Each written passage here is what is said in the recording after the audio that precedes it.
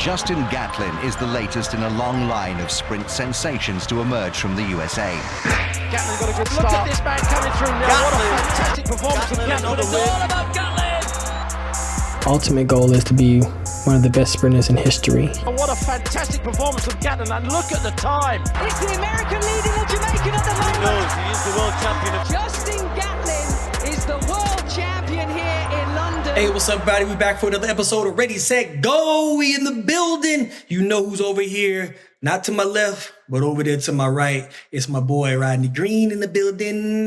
What's up, baby? What's going on today? What's up, everybody? What's up?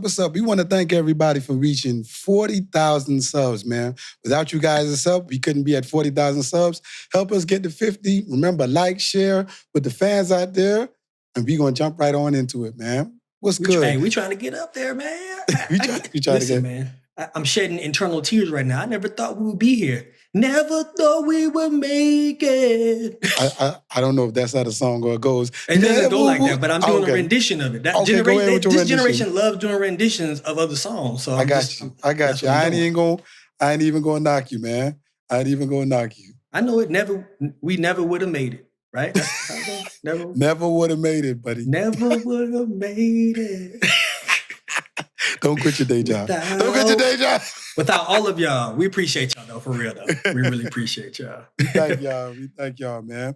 We're going to get right into it, man. We know a lot of fans didn't get to see us wrap up the Olympics, talk about a few things after the Olympics. So we're going to get right into it, man. We're going to talk about Ingebrigtsen. I hope I said that right. Look at you. Hey, you said it right, though, man. From my take, high five, bro. You said it right on that one, dog. Jakob. Yeah, man. Jakob came through with the 5,000. That's his baby, though, right? So that's his baby, man. That's his baby. I think he liked being the 1,500 guy. That's more of a sprint for him. But his love is more so that 5,000, man. He wasn't going to lose that one. And it was an amazing race watching him do that. Facts. He also has a documentary that's coming out. What do you think about that? I'm going to watch it. Man, I want to support everything track. I think we should, man. Everybody should watch it. Go out there, watch all the documentaries. I think I saw one expose on him, and his dad is his coach. And they have a weird way of training because, they don't do, when I saw it, they don't do, a lot of, once he gets tired, he stops them. I didn't even know he had brothers that ran, too. It's like a whole group of them. You know what I mean? I didn't even know that, bro. But I'm going to definitely watch it. I want to see it. Are you the one to tell me that it kind of got his childhood was kind of rough though? It was kind of like the Jackson 5s in a way, right? Yeah. But we don't want to allegedly. But we don't spoil it for the fans. Allegedly. But that's good though. That's a good teaser right though. Yeah, man. That's a good teaser right there. I don't know. But I definitely want to see it, man.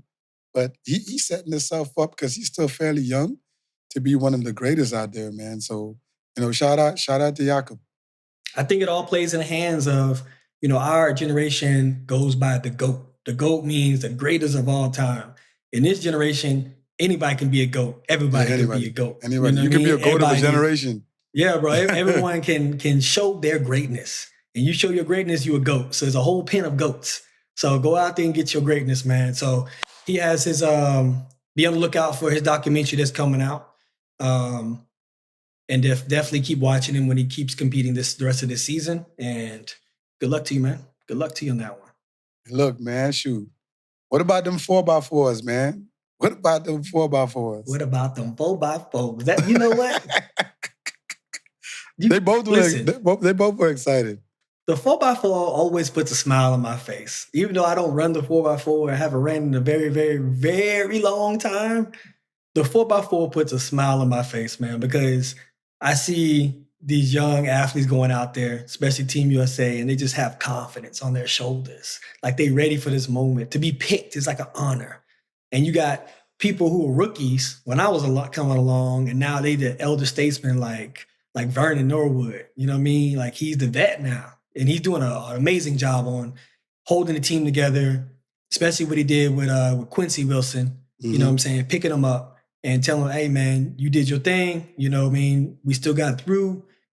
now it's our turn. We're going to bring that gold medal back home for you. So shouts out to Vernon. Shouts out to the rest of the team, man, for bringing it together. Man, hold up. Before you speak on that, I don't think people realize, bro, you said he going to go back and get that gold medal for the young man. That boy is 16. He going to start school in a week. He going to school as a gold medalist. If they ask him, write what your summer is like, this boy essay going to be crazy. What did you do for the summer? I ran in the Olympics.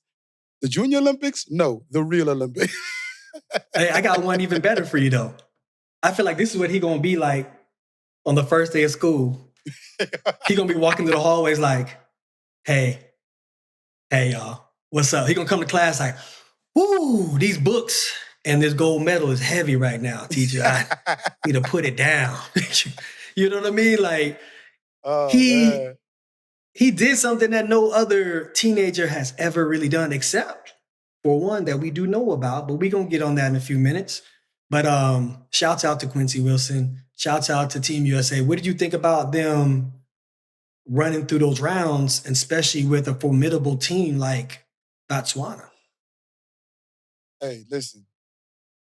It was amazing to watch Botswana. If anybody remember at the World Relays, I called it. Once I seen how those boys were stacking and they were dropping times, I said, I've seen this before. Botswana is trying to orchestrate a gold medal. I seen it. Then, when we got the World Relays, what do we see? They was out there, out there doing their thing, right? Yeah, I mean, so by the time we get here, all of them are in pretty good shape. But USA had an X factor, man, and Rai Benjamin. You know what I mean? Rai Benjamin was that X factor, man. And it was tough. I would have loved to see if Tebogo got it maybe the same time, or if he got it maybe a hair before Rai, to see if Rai could really roll him up, or if, you know what I mean, Tebogo would extend on him. Interesting concept you got going right there. Because his Tebogo split is a 10th faster than Rai's. So in my head, I would have loved to see Rai work a little behind the throttle, behind the Tebogo, to see if he could get him. Well, you know, at the end of the day, in the prelims, Tebogo was first out the hole, and he split a 43 out the hole. You hear me? That is a true 43. That's a true 43 from the blocks. Like, this dude just literally ran 43 and slowing down to hand it off. So that means that he has a lot left in the tank, especially on the 400-meter side. It's very rare that you get to see a 400-meter hurdler be the anchor for Team USA and to be one of the dominant runners. At first, I was questioning the fact of, where's Quincy Hall at? Usually, traditionally, Team USA says, we're going to put our best 400-meter guy as anchor. He has to be in the mix. He has to be the one that's going to seal the deal. You know what I mean? You have people like LaShawn Merritt, who did that for years for Team USA. And even when we had a deficit, LaShawn was able to close that deficit and still get the victory in those cases. But now you got people like Rai, who has done his 400-meter hurdle race and then able to come back and still do the 4x4 in such a way that it was like, yo, like, Rai, you that dude, bro. Like, he really handled that very well and very smooth. To hold off Tebogo that way and come off the turn, look at the screen, know exactly where Tebogo was. He didn't even have to use his peripheral. He didn't have to do none of this. He just looked at the screen and said, all right, cool. Measure my energy source, bring it home, keep him on my shoulder, and got the victory. Man, Rai is special, though. And I mean, I don't know, and you tell me if you know another 400-meter hurdler with the talent depth that Rai Benjamin has. We talking 9'9", 19, 44 low, and 46 low in the hurdles. There's no other hurdler, even the best, who was the best back then, not with that type of talent depth. The only person I know, because I've seen him practice do amazing things, was Angelo Taylor. But Rai is at a different level. To run sub 10, to run sub 20. And 44 low. 44 low, and then do the craziness of running 46 in the 400 meter hurdles.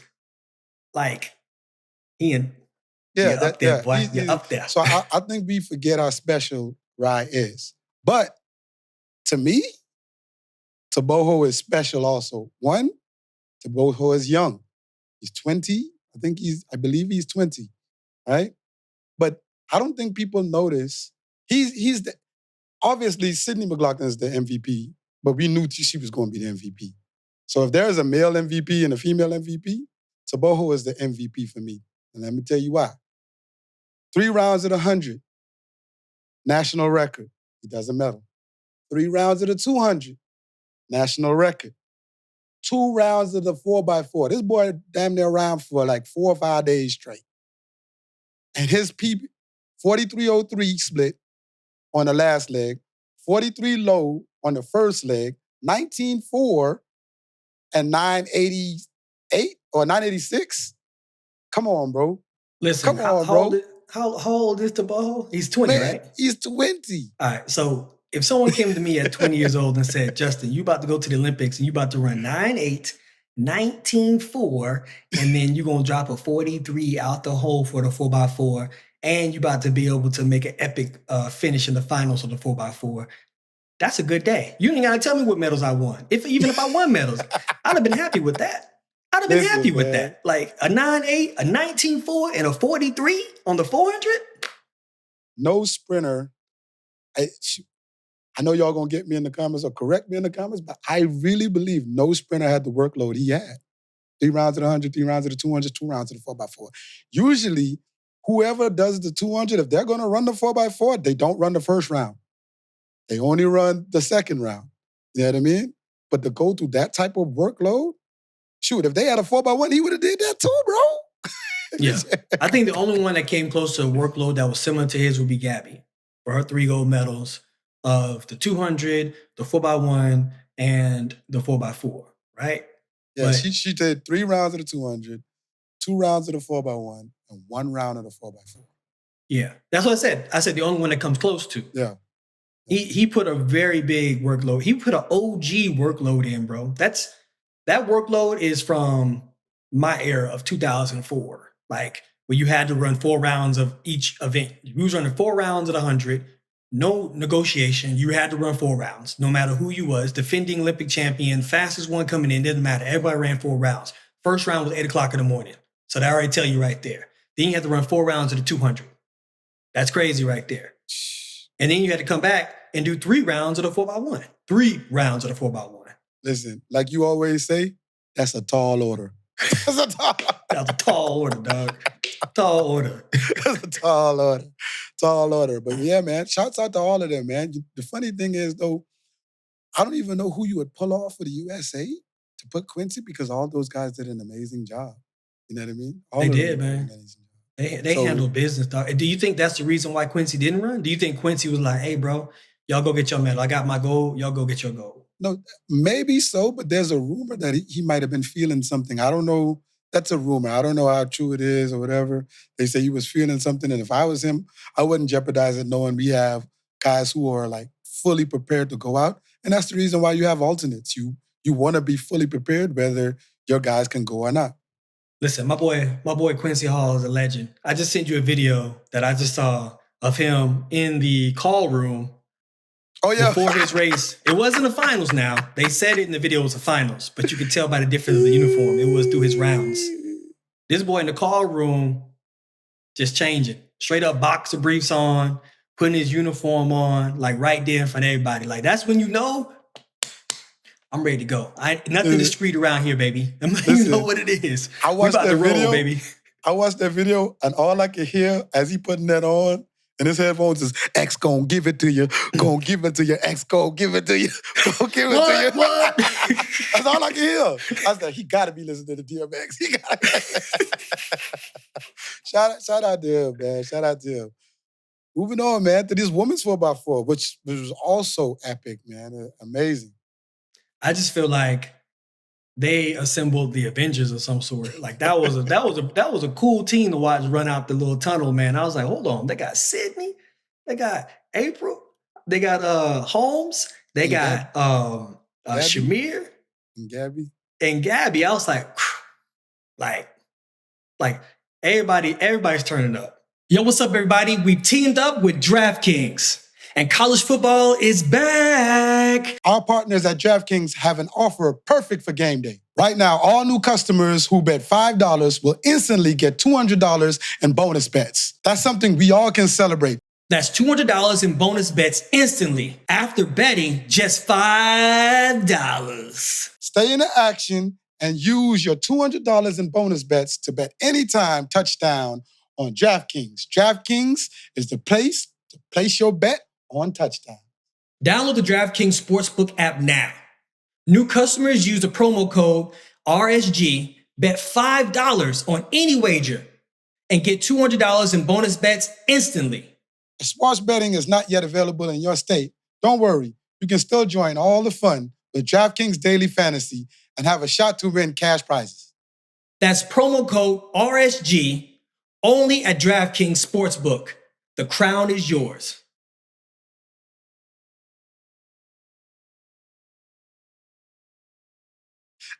You know what else I like before we get to talking to everyone? I love how the track world are now giving our women their flowers. Man, I don't know if you saw this Instagram here. This guy put out, he was like, bro, did y'all watch track and field? I don't even watch track and field, but all of them are baddies. Like, yo, I did see that. I love track girls. I did.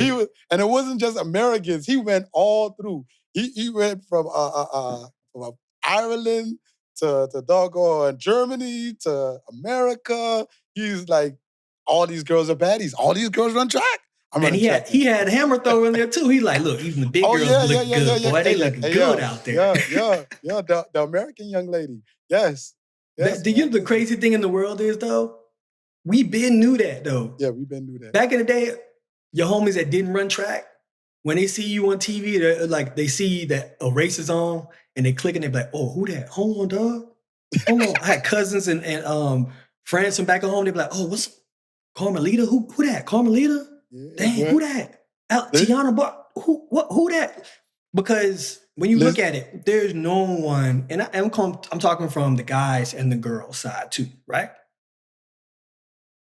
There's no other sport that gives the physique that track and field builds. No. And then you put a face card with these ladies from around the world, and this is different. Like back in our day, I keep saying back in our day like I'm old, but they used to come with slick back hair, almost look like they got the Vaseline on their face, just a little bit of eyeliner on, just to make sure that they look presentable for television. Now these ladies look like they on a Maybelline commercial, dog. Boy, they look like they out there with Savage Fenty makeup on. Boy, they look like little Barbie dolls running around the track. Boy, I'm trying to tell you. Listen, you want to tune in and be like, I don't even know what we watching, what event this is. I'm just watching Lane 5, whoever this is right here. Listen, my wife was like, Rashidat is so beautiful. Like she couldn't know. She was like, she can run fast, but she looks like a Barbie doll. Facts. She is though. She Facts. is. She is. Klaver from the Netherlands. She was on there. Like I was like, listen. They was going at it, man. You know what I mean. So I love the love that our women are getting. You know what I mean, in the sport. You know what I mean. That's definitely good. But those girls almost broke the world record, bro. Yo. Almost. Yes. Broke the world record, bro. Yes, bro. Which ain't nothing to shake a stick at, bro. I don't think people realize how fast 3:15 is for women. In the state championship, a lot of high school boys ain't running 3:15. Nope. You know what I mean? They 3:15 might get you second or third on the podium, but the rest of those kids are running like 3:18, 3:19. You know what I mean? They whooping these boys, and then, you know, shoot, you got Sydney's split of 47 was amazing. You know what I mean? Amazing. 47, bro? Gee. Listen, boy, when she got the stick, the Red Sea just part. It just said, when you watch the camera, you could tell the cameraman was confused. Because he was like, who do I keep the camera on? Do I keep the camera on the person in front? Or do I keep the camera on the rest of the pack? Because it was such a distance between the first place and the second place that you couldn't put them all in the same frame. Like, that was the crazy thing, bro. And this is, like, I can see if you do that in college or if you're doing that in high school or something like that. But this is like the top. This is like the Olympics. And they are gapping the rest of the field with so much, like, space that it was crazy to look at. It was crazy to look at. Yeah, man. But it definitely was amazing. Definitely was amazing. I mean, shoot, they definitely will get it next time. I definitely think at World Championships, I think that motivated the next people. They want to be on that team because when you break a world record, you get to sign your name and you do that autograph and say world record holder of the 4x4. And I think, now every woman who finishes in the top 4 at USA's, they want to be on that team because they understand how special it's going to be. Yeah, and watching Shamir Little, she did double duty. She mixed relays, but also she did the straight up women's 4x4 relays. Man, Shamir Little is a dog, boy. You hear me? Like, she went out there and she tried to do the hurdles and the 400 at USA's, man. Listen, that's gutsy, but listen, that girl could run. That girl can run. That girl. Boy, absolutely. And she got heart with it, though, too. She even said it. She was like, look, this is where we at. I came out here to make sure my spot was solidified. That's how I'm going to contribute and have my contribution to this relay team is make sure I do my best. You know what I mean? So hats off to her, man. She did her thing. And she definitely did. Congratulations, Team USA. I think y'all had the most medals in the medal count, bro. Come on, man. Was that even the stat?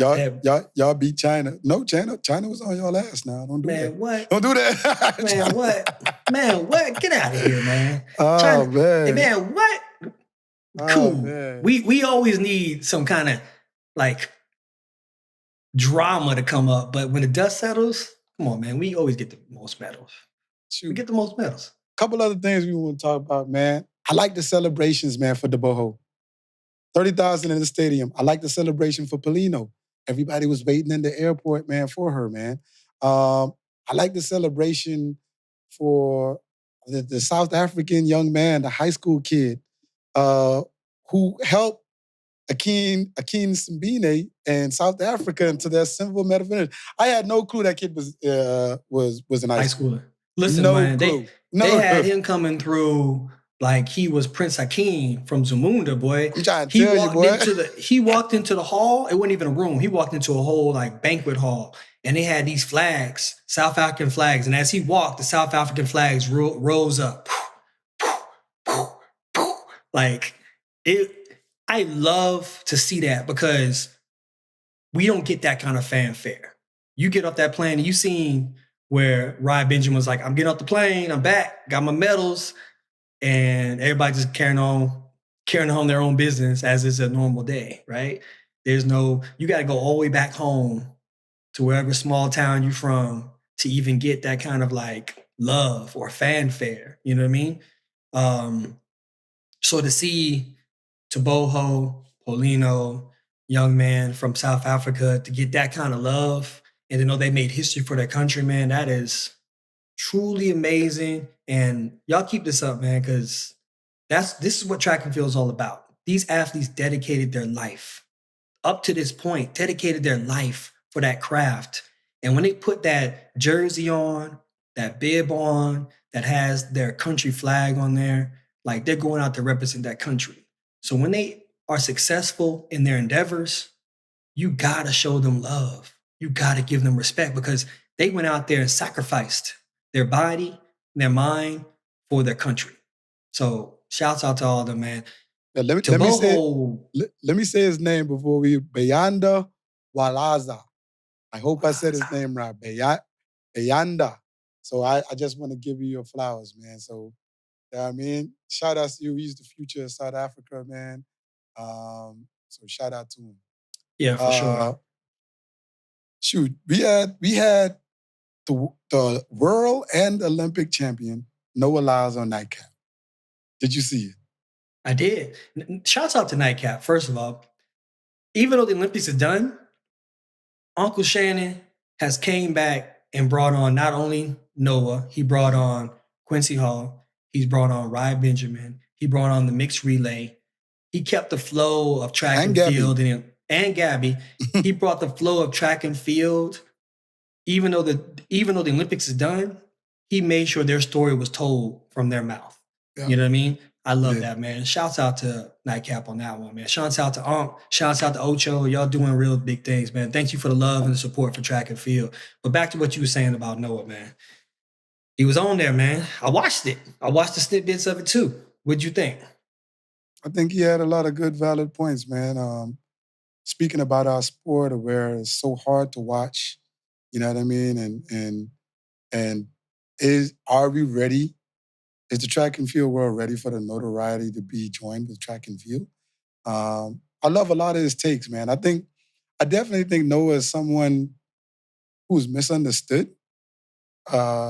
Sometimes he's not, but times like this, I think he's misunderstood. Like I want people to go and watch that interview. I mean, he had a lot of really good takes. Whether you like him or not, try to remove that and try to see what he's trying to do or how he's trying to expand the sport so everybody can watch it, so we can be inclusive with the basketballs of the world, of the soccers of the world, you know what I mean? Because we are a global sport, just like those sports, you know what I mean? And we feel like we have just as good athletes as everybody else.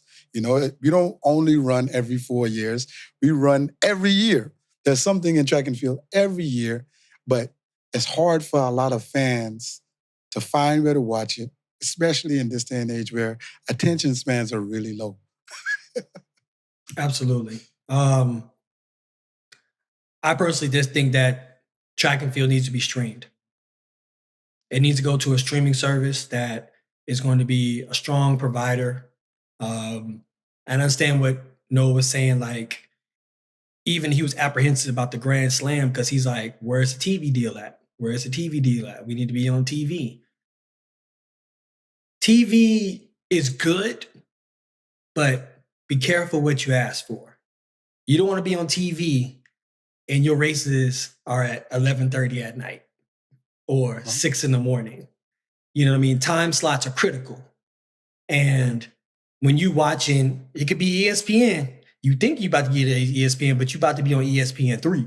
You feel me? Like, there's certain time slots that are going to benefit our sport, and then there's going to be certain time slots on television that's going to hinder our sport.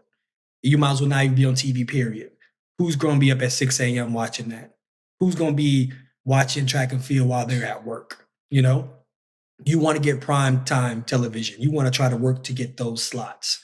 I think with streaming, if they find a good streaming service, that's available for everyone, you know? And then certain streaming services allow you to kind of like also give your input on what's going on. Like, can you imagine like a whole group chat, everybody watching the same track meet, and everybody just like the stats and people's comments coming down on the side over here, people talking in real time? Like, that is what track and field is about to me. Like, everyone has their predictions, their comments, and what's going on. Everybody wants to be some kind of commentator in a way on what's happening. And I think that's where track and field should go. It should become more exciting, more fast-paced, more streamlined. I think you're 100% right. I think our sport is so time-changing because sometimes meets are at 1 o'clock, sometimes meets are at 7 o'clock. We can't have the TV deal because something like football, you know, they have primetime television. You know, football going to start at 7 o'clock. You know, 7, 8 o'clock prime time. You know what I mean? Basketball games, they start around that time too. You know what I mean? So being on the channel, if you can't get your time slot into that slot, it doesn't make sense. You know what I mean? So a streaming service, definitely, because everybody have their phones. It's such an on-demand thing. If we had an app or some type of channel, or if we stream with YouTube and YouTube has a channel to where all track meets are slotted into that and we can watch, then it'll definitely be a thing that we definitely can service. But I'm definitely with you with it should be streaming because, you know, the overseas meets, think about that. Those meets go on at 11 o'clock at night. You know what I mean? People wait until Instagram Reels hit to see what the people did the next day. You know what I mean? They're not going to stay up to watch a track meet at 3 o'clock in the morning that's in Rieti, Italy. That's not going to happen. So streaming, I definitely think, is the best bet for our services. I agree 100%. Now it's about putting it together. I think the athletes are ready. A question was posed, is track at its peak of popularity? And I say yes, because in past situations, you had figures who were just polarizing. You had the Marions, who we only cared about Marion. We had the Allisons, we only cared about the Allisons. We had the Usains, we only cared about the Usain. You know what I mean? Like now you have so many characters that are in track and field, so many personas that's in track and field. It's a little bit for everybody. It's almost like a soap opera now. Like you can tune in, and if you in tune with track and field, you know, like, man, I'm about to watch Noah. He about to act a fool. Or, man, here come Fred Curley, man. You see him pacing back and forth. He about to turn up. You can understand the characters of the sport, and you can watch how it kind of lays out during the season now. You know, I think that's a real cool thing, and I think that's when you know a sport is ready. And I said it before, allow these people to show their character, to show their personas, you know, because that's how you're going to really have people engaged. The average fan doesn't know a fast 200 meters for a female or a slow 200 meters for a female. You know what I mean? Like, they're there to watch. They want to see if you're going to win or you're going to lose. You know what I mean? But at the same time, you get people who are going to be connected to you because I follow your page. I love where you're from. I'm from the same city, or I love what you're about. I love the fact of watching, you know, you're an advocate of such and such. Like, look at Gabby. Look at all the things that Gabby's doing. Harvard, missionary stuff. Now she's doing her own women's track league. You can't tell me that doesn't garner some kind of like fanfare for just that, right? And those fans probably don't know the ins and outs on the nuances of what track and field really is, especially in her event. They're cheering for her because they just want to cheer for Gabby. You know what I mean? So we got to figure out how to be able to take that kind of audience and kind of say, hey, welcome to track and field. Like, let's teach you a little bit about track and field, and you can root for Gabby, but there's so many more athletes you can learn about too, you know? I think on this one, we caught lightning in the bottle, track and field, right? When you think about the last Olympics, in Tokyo, you know, it was still COVID. You know what I mean? So coming back into this, you saw when we was in Paris, everybody was out there. You know what I mean? Our thing is how do we keep it going? Without the Olympics, next year is still another season. How are we going to keep up with this snowfall effect of keeping the popularity up without the Olympics? Because the Olympics was the buildup, right? Everybody was looking at, what's going to happen? And, you know, at the Olympics, you know, but fans need to understand that we run every year. And there's a World Championships next year. And then the year after that, there's another World Championships. And then the Olympics come back in 2028. So I just think we just caught lightning in the bottle, and we need to figure out how to keep it going and to keep that snowball to get bigger, bigger, and bigger. Oh, yeah. It was a gift and a curse of COVID. When COVID offset everything in track and field, it made championships back to back to back to back. So it's going to give you that feeling of like you watching the NBA or the NFL, where they have their finals or the Super Bowl every year. Now you get to see your favorite sprinters, jumpers, athletes, throwers, hurdlers compete for a championship year in, year out for these next couple of years. So that's what we need to take advantage of. You're 100% right, man. 100% right. With that being said, Noah also said some things of he would give it a shot to break the world record in the 400. Man, I ain't even listening to Noah. I heard that tell Noah handle that 200 meter first. You know what I mean? Don't bite off more than he can chew. But we want to see the 200. See that 200 first. 200. But we have an amazing guest that we're going to have on the show, man. We definitely want to shed light to this community, which is a part of our community. They are not a separate community, people. Paralympians are Olympians. They are a part of track and field. We're going to welcome Noah Malone to our show on RSG. What's up, everybody? It's Rob from Ready, Set, Go. And y'all know we love track and field, but it's officially college football season. And who else better to make your picks with than DraftKings? DraftKings has been blessing you guys all year. But with our promo code, RSG, new customers who bet as little as $5 get $200 in bonus bets instantly. They have a lot of options for you. basketball, baseball, but we're going to get into my college football picks. This week, we got Florida State and Georgia Tech. And I got Florida rolling Georgia with the spread, no problem, and we taking under. Y'all know I came from the Bahamas to the 305, so we're going to rep for the 305 with Miami over Florida, and I'm taking under. Next, we got Colorado and North Dakota State. I love what they've been doing at Colorado, man. The coaching staff, how they really investing into those kids. So I'm definitely picking Colorado over North Dakota State. But I know y'all getting tired of my little under pick, but there's no way they score over 59 points. But we going with the under. Dang, they got Clemson and Georgia next week? Man, I'm going to go with Georgia, man. Georgia going to really take Clemson. But I'm going to go with the over this time. I know I've been doing under, but I'm going to pick over. Those are my picks for this week. Next week, Justin will be making his picks. So guys, head over to DraftKings or download the DraftKings app. And remember to use the promo code RSG. With new customers who bet as little as $5, get $200 in bonus bets instantly. College football is back. The crown is yours.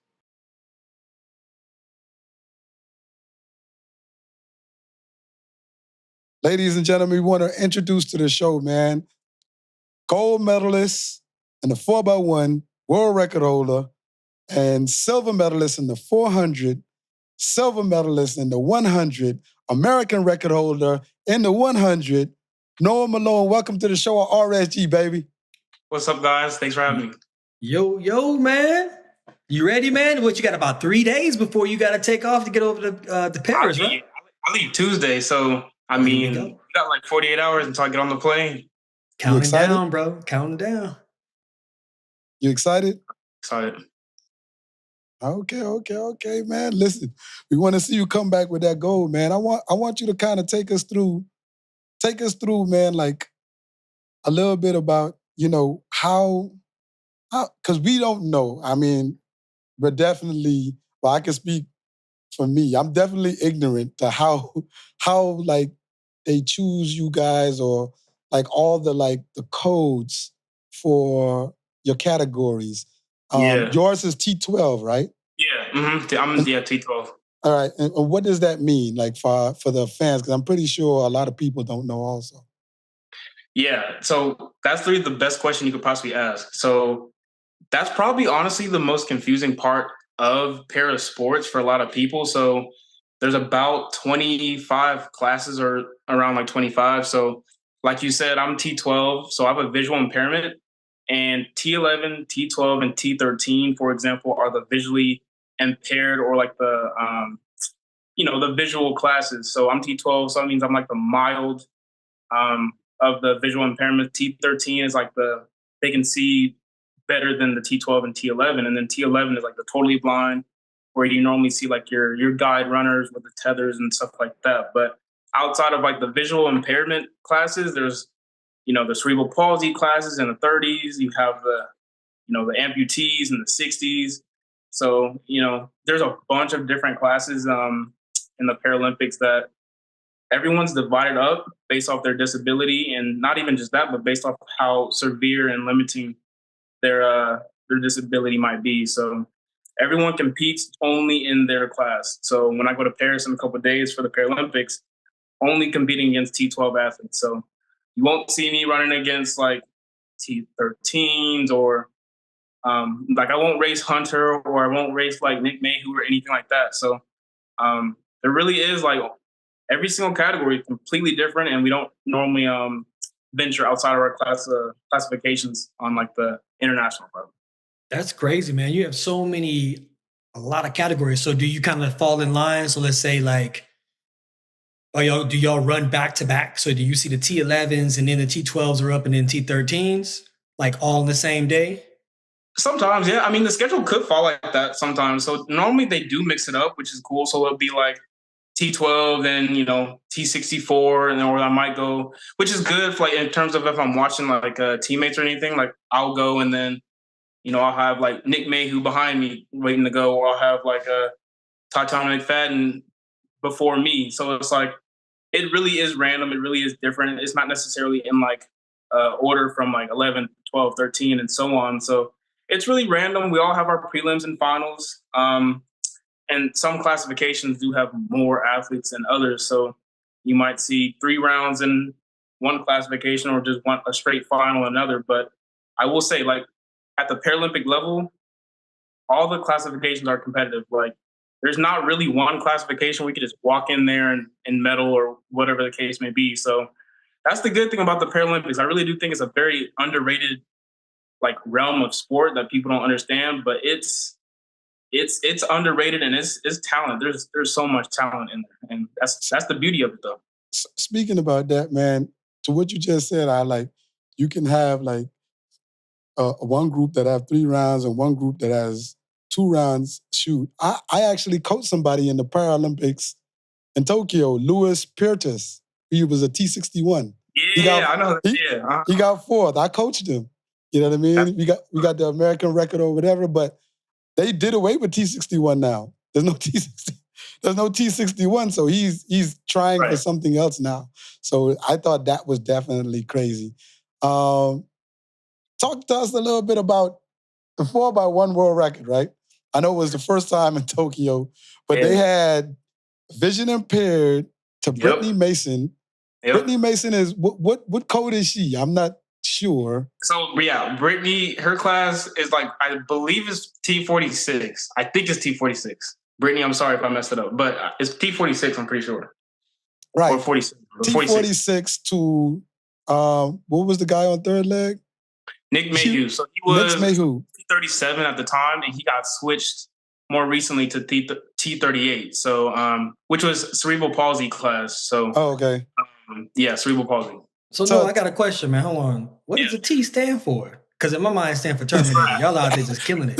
You said Terminator. Yeah, like I'm trying to figure out what T stands for. That boy crazy. I should have started there. Good question. So let's start right there. So for my example, T12, meaning all the races I do are on the track. So T12, track 12.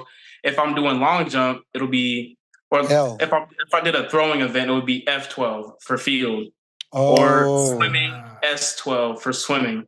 So based off your like discipline or sport, it'll change the letter, but the class always, stays the same. Got you.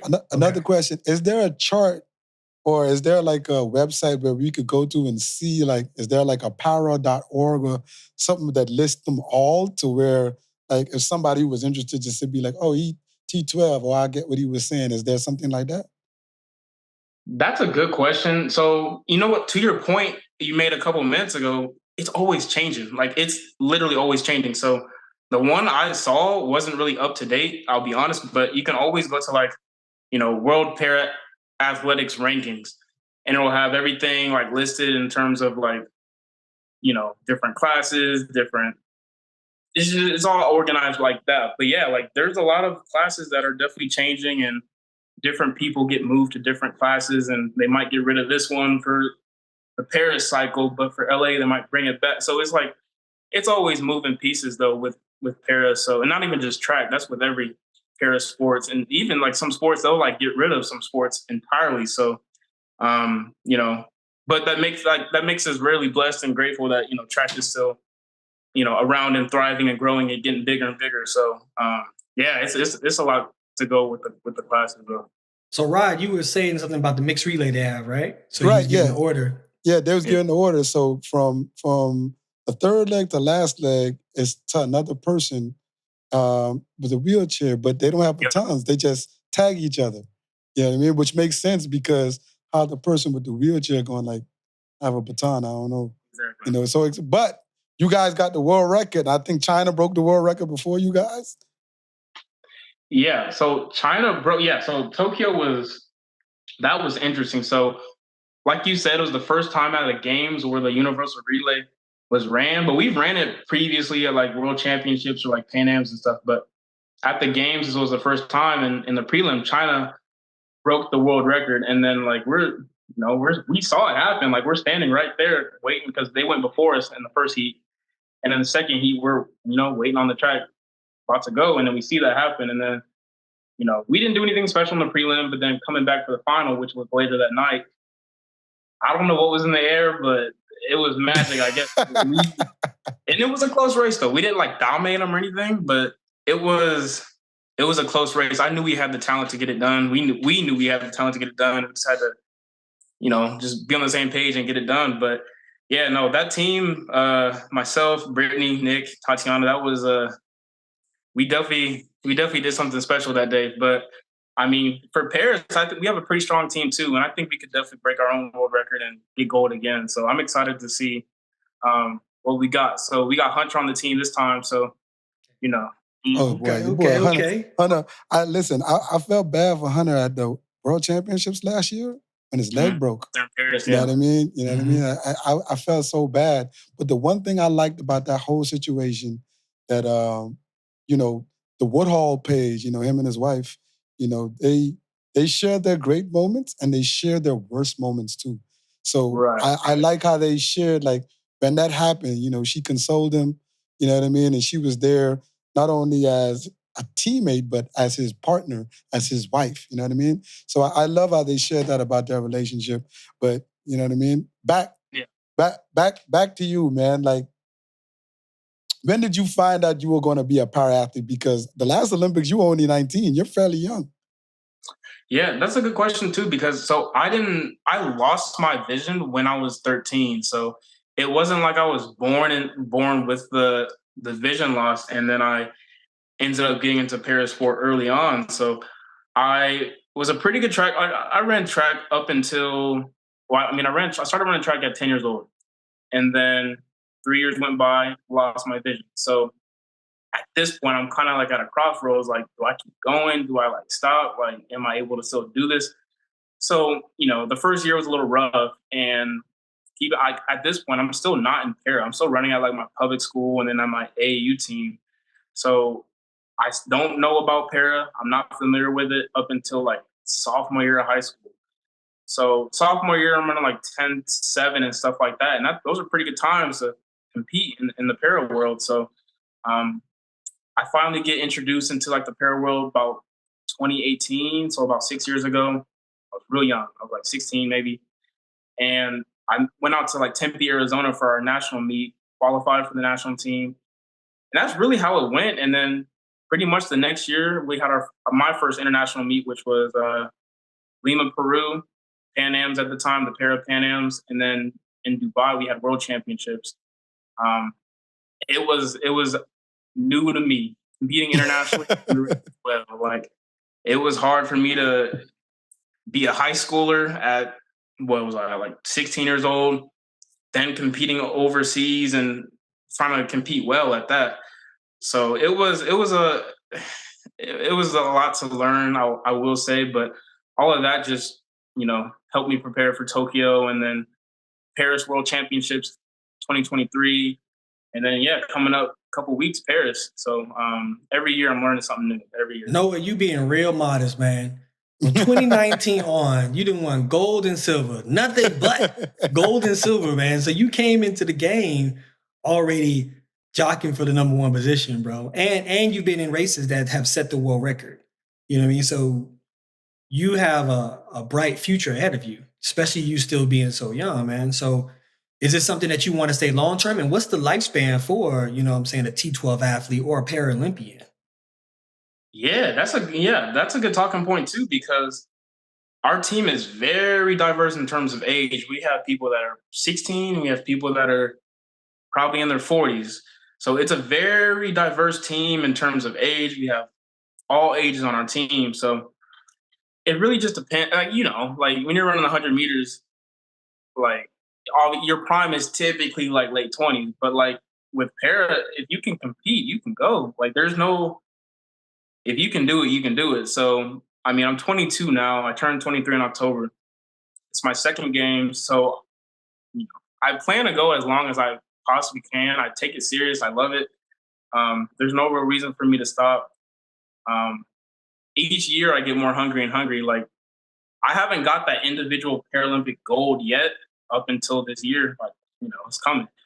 But so it's I just want to rack up a bunch of different accolades and just continue to surprise myself and continue to show others like what para athletes can do. Like, I don't want to stop until, the para sport and the Paralympics is growing and almost the same level as the Olympics, really. So it's like, even if I'm not running, I still want to be involved for as long as I can. Absolutely, man. I mean, what is your goals going forward? Obviously, you say you want to get a gold medal, but do you have times in mind? Like, what's your workout regimen look like? Is it similar to, do you train with other T12s, or do you train with other able bodies as well? Because back in my day, I trained with guys who had prosthetic legs and wheelchairs, like all kinds, you know what I mean? And y'all work just as hard as we do. And I always say that these are my teammates, because they get out there, do the same thing we do, hit the gym like we do. Like, y'all sacrifice your bodies, your time, and your mind to go after the same kind of goals that we go after, man. So what's your daily regimen looking like lead up to the Olympics?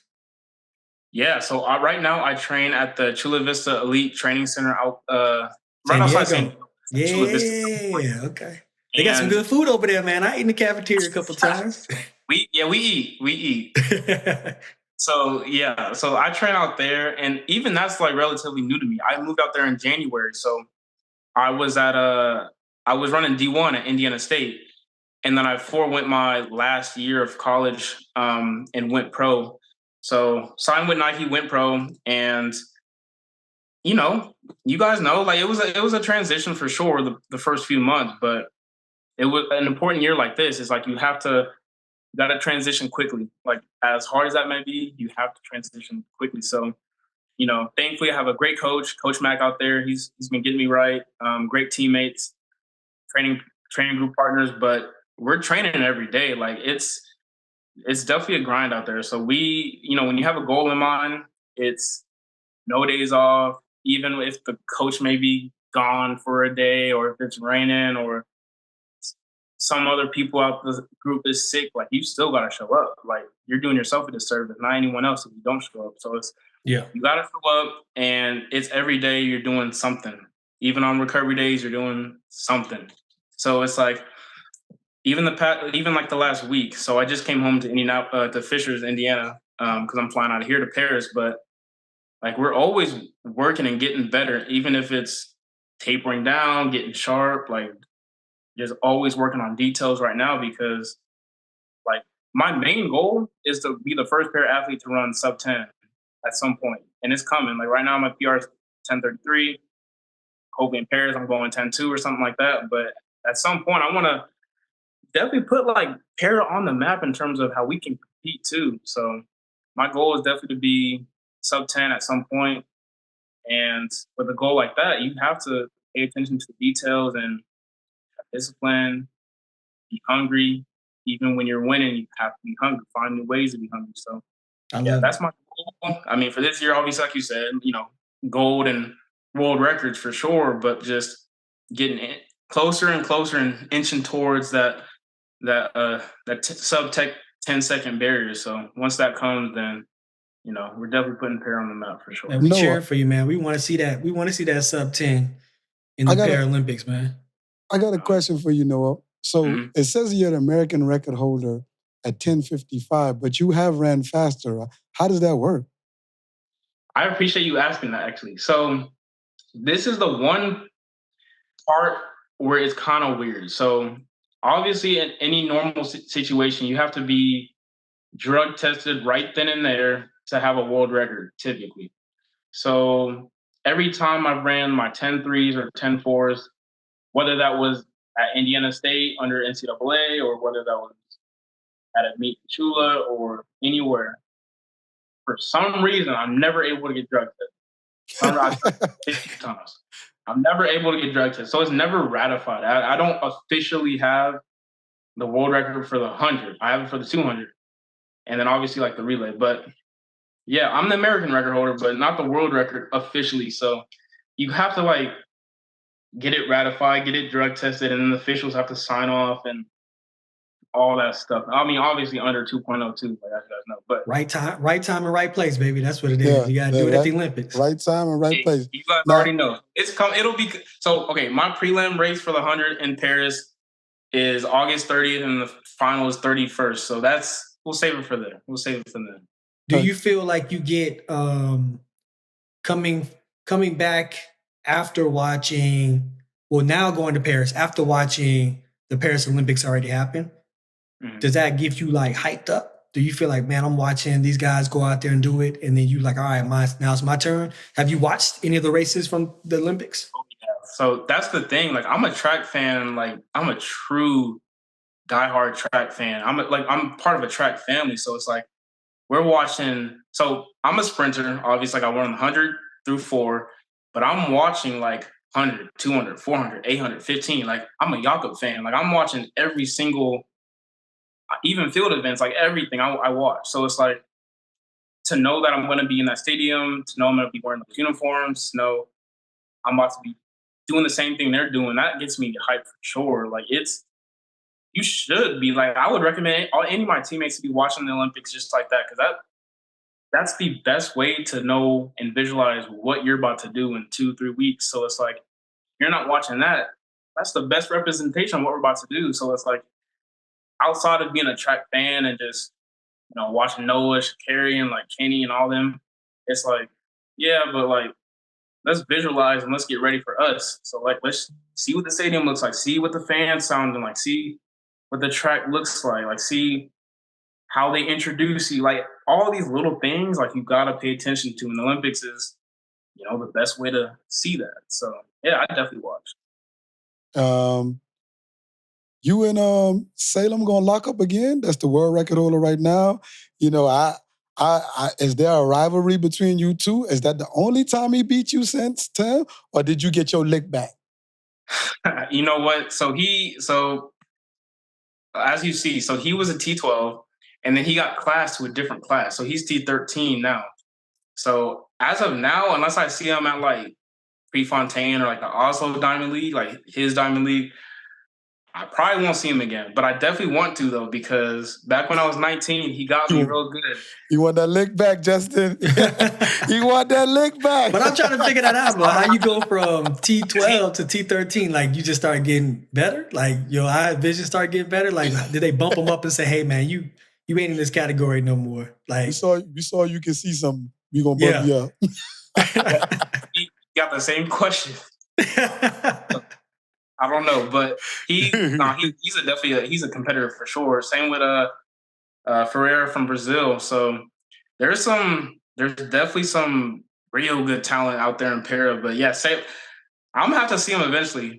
He was just at pre out there in Oregon earlier this year. So we're gonna cross paths again. It's gonna happen. It's gonna happen. I want you to get your lick back. Another question I had: why the 1 and the 4 at the Olympics? Why not the 1 and the 2 or the 2 and the 4? Yep. So basically, unless you a Xavier Carter fan. Look, so certain classes don't have every event. So for me, example, we have the 100 and 400. Some classes may have the 100 and 200 and not the 4. So it's just like, I just am one of those classes who don't have the 200. And since I ran the 400 before, it's like, all right, I'll just bump up to the 4. So yeah, I mean, typically, like I stick to 100 and 200. That's what I did back in college and everything like that. But since they don't have the 200, I'm not just going to go for one event. I mean, 2 plus the relay. But I could run, like, if you're a sprinter, you could run the 4. You just got, like, sprinting. So, yeah, I mean, I just jump up. It's just 300 more meters, but... That boy's crazy. He said sprinting is sprinting. That's coming from someone who ain't scared of that 4, man. Because everybody I know who's a short sprinter, they don't like to hit that 4 at all, bro. His cousin must be Tebogo, boy. Because only Tebogo talking like that. Nobody jumping for no... Right. Or Fred Curley. Fred Curley is cousin. Ain't too much people jumping for no 1 to no 4. I know. So you went to Tokyo, man. That was your first Olympics, correct? Yep. Mm-hmm. All right. So take me through that. Your first experience was the COVID Paralympics. Like, what was that like for y'all? You know what I mean? I got to do the tester where I had to go over to Tokyo and kind of do like the little simulation of how it would be. And to me, it was depressing. You know, being an athlete, you want to be free. You want to roam around, walk around. We was locked down almost 24/7. What was like that preparing yourself for your event, your race, and this is your first Paralympics, and now you're standing inside of a stadium which is pretty much totally empty, and What was that for you? What was like? It was tough. Like, let's just start with the obvious. Like, your family's not there. So, True. like, every major track meet I've had, my family's been there. So, to go across the whole other side of the world and nobody's there, that was tricky. And then you're getting COVID tested every day. You're social distancing. You got to wear masks. It's just like, what is this? I'm grateful, like, we're grateful that we were able to compete because it was already pushed back a year. So, like, if it's pushed back another year, we're in jeopardy of it just getting canceled. So we were grateful. But, like, at the same time, your mind wasn't really on track. I'll put it like that. Like, if, you're out there and you're thinking about, am I going to get sick? Am I going to, like, able to hang out with my friends? Is my family watching? Like, like all this stuff. But then you're here to run. So it's like you got to focus on that. So it was hard for sure. But I will say that stadium though, with no fans, you still felt that energy though. So it was tough. Being even like you said earlier, like I was 19, first games. I didn't know what to expect, but it was tense. It was definitely tense. But I will say it definitely was one of my favorite track moments and memories ever.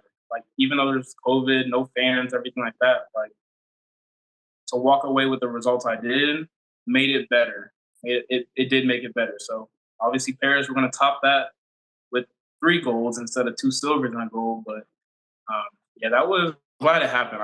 I did learn a lot as an athlete, as a person. So, I think that was what I needed to become what I'm about to do. So it's safe to say that Paris, that would be the largest stadium and audience that you'll be competing in front of. Easy, yeah. All right, we got to turn up, dog. We got to listen, bro. You got to listen. Me and Rod, we were there in person for the men's 100-meter finals. It was electrifying. Yeah, bro. we were sitting in the stands. Yeah, it was amazing. Yeah. It was amazing, bro.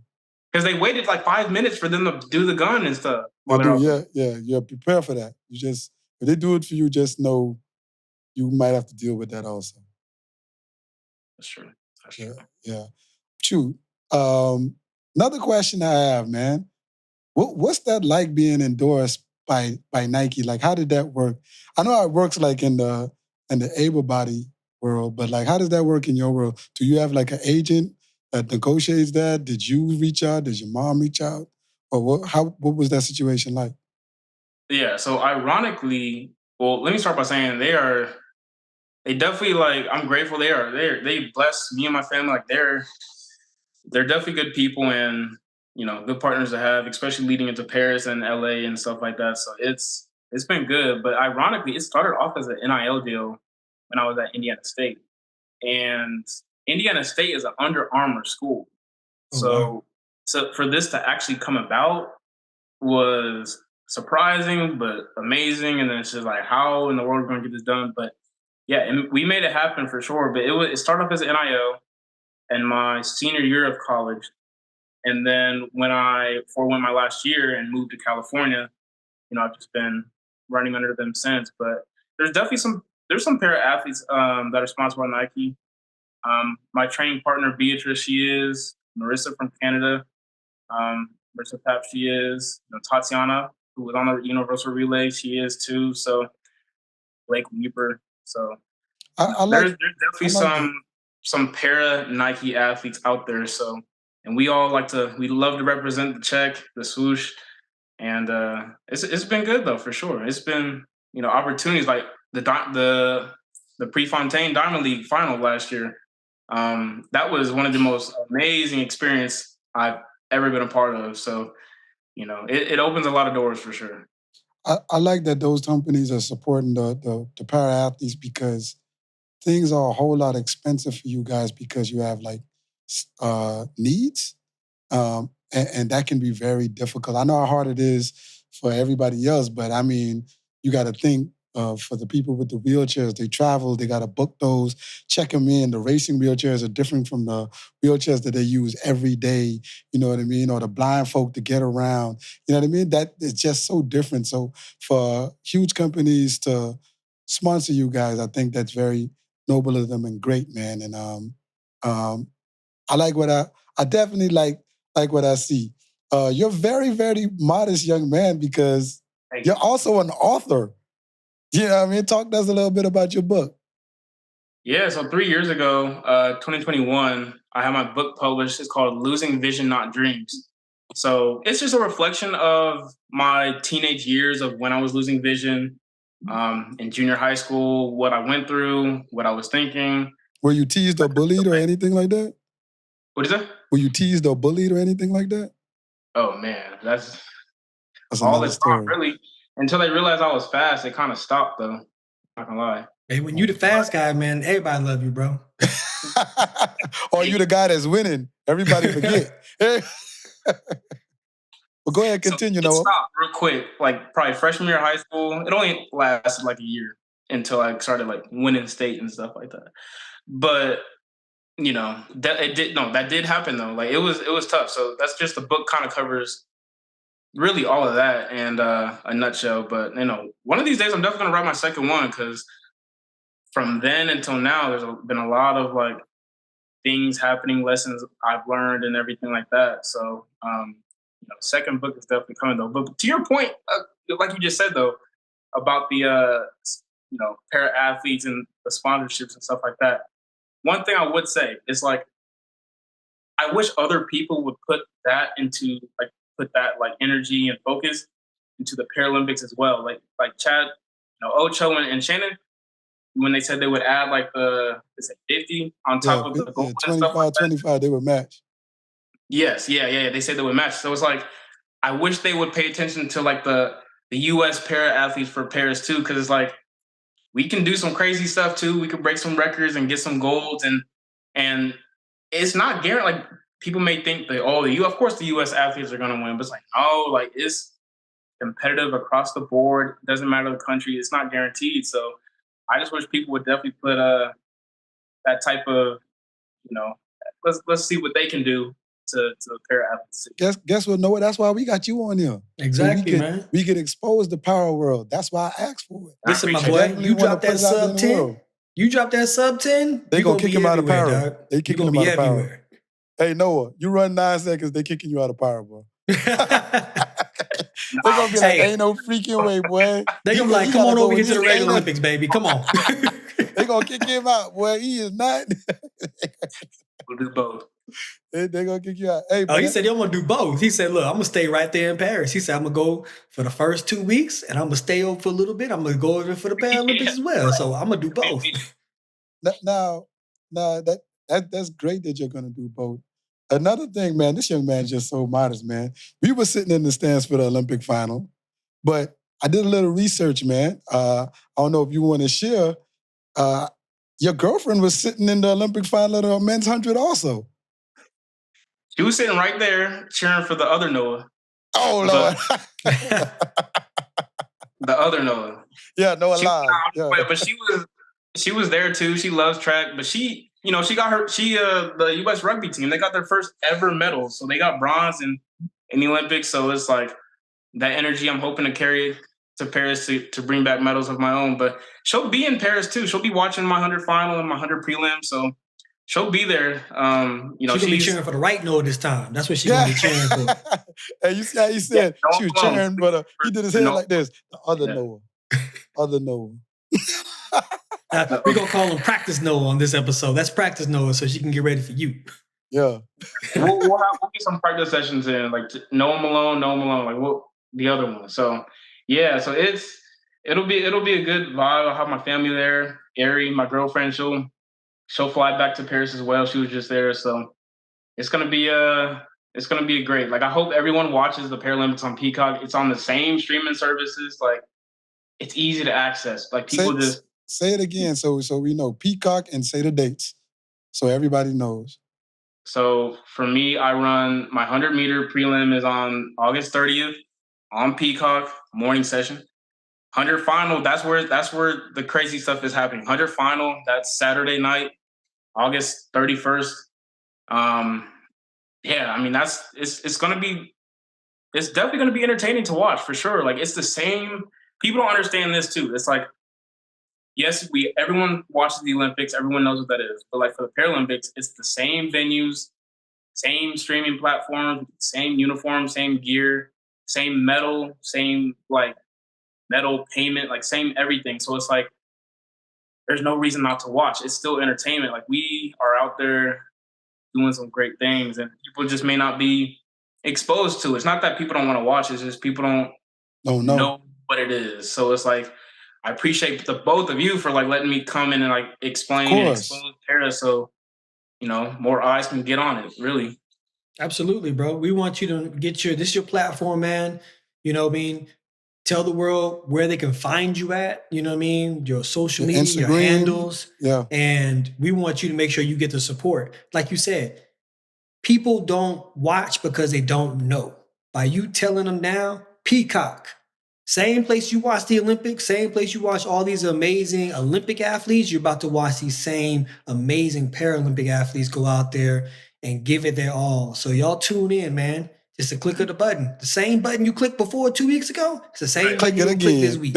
We're going to get ready to watch these athletes who represent America or whatever respectable country that you come from, you're cheering for.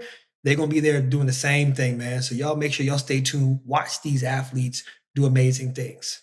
Mm-hmm. Appreciate Noah, that. if you have anything or any other message you want to give to the fans, please do. Yeah, I mean, we covered a lot. Like there's so many layers of para. It's not just as simple as going out there and run, but every single person who competes in the Paralympics, whether it looks like it or not, we have disabilities. So it's like for us to be going out there and running 10 threes, or we got people jumping 8 meters in long jump. We have like, it's crazy stuff going on. So if you just watch and just watch your first para race, I guarantee you'll be hooked, because a lot of people think like para is just as entertaining as the Olympics. Really, you're out there competing. Like if you're a track fan, then you'll love to watch. If you love watching track, then you'll be in for a good time for sure. You'll be in for a show. So I would ask, my Instagram, Noah_Malone13. Like check us out. I'll be posting when I'm running, what I'm doing out there, the experiences we have, and it's gonna be a good time. It's gonna be a good time. I would ask, what's the Paralympic Village vibe like? But I don't think you got a chance to know what it was in Tokyo. So that means you got to come back on the show and you got to tell us exactly what the vibe like of the village, what the experience was for you, so the audience can be there and feel what you felt, and then you just can show us what your gold medal look like. We saying it right now, man. You bring the gold medals back, bro. And the world record. He come back with the world record too, boy. That boy gonna be a world record. Officially world record holder, Noah Malone, man. That sounds good. So yeah, it's there's a lot. Even like you said though, it's like the village, like Tokyo is not even, we can't even compare. But for Paris, is like, I don't know what the village is about to be like. Like we have all the different events that we can do, Team USA House, like all this stuff. So it's like, I feel like I'm in for a wild ride, because Tokyo is nowhere. We can't even compare Tokyo to this. So, on top of the golds and the medals, it's like, I'm just ready for the experience and meeting new people and interacting and just competing and just showing why USA is the best country to do this. So we're excited. We're ready. We're looking forward to it. That's cool, man. Make sure you show us on your social media, man. If you get a chance to go live, or make sure you document it so we can follow you. You know what I'm saying? We already follow you, but for the fans that are listening who are not, they know they can tune in to your page and your platform and see exactly what's going on in the village. All right. Man, Noah, we appreciate you so much for being on our show, taking the time out to be with us, man. We want everybody to hear his handle. Go ahead and follow Noah so we could follow the Paralympics and support the Paralympians, even where you're from. So if you're Jamaican, I know they got Jamaican para-athletes. I'm from the Bahamas. I know they got Bahamas para-athletes. I probably need to go research who they are. But I need to figure that out, because I do want to support everybody in that world, because you guys are track and field. So we thank you so much for being on our show, Noah. Thank you, guys. No, you made this fun. You made this easy. So I appreciate you and appreciate the support. It's going to be fun. Good luck, man. See you in Paris. Yes, sir. All right, see you guys. All right, buddy.